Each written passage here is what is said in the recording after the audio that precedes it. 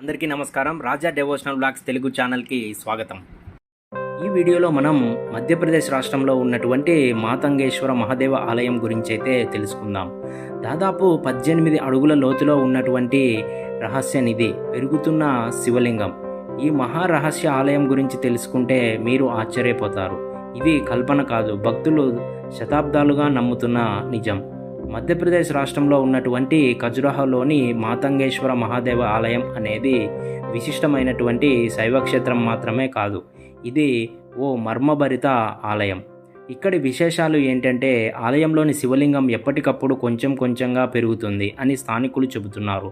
భూమికి 18 అడుగుల ఎత్తులో లోతులో విలువైన నిధి లేదా మహారహస్యం దాగి ఉంది అని శక్తివంతమైన విశ్వాసం ఉంది. ఈ రహస్యాన్ని దైవిక శక్తులు, పురాతన ఋషులు కాపాడుతున్నారని పురాణాలు చెబుతున్నాయి.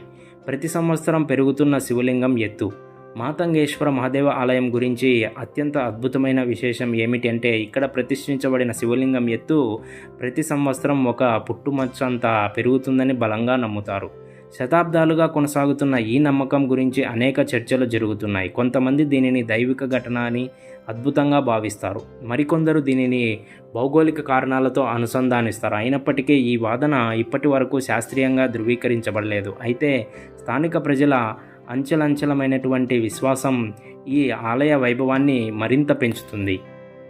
ఈ యొక్క ఆలయం యొక్క చారిత్రక విశిష్టత ఏంటో తెలుసుకుందాం. ఈ ఆలయాన్ని 9 లేదా 10వ శతాబ్దంలో చందేలా రాజులు నిర్మించారు. ఇది నాగర శిల్పశైలికి అద్భుతమైన ఉదాహరణ.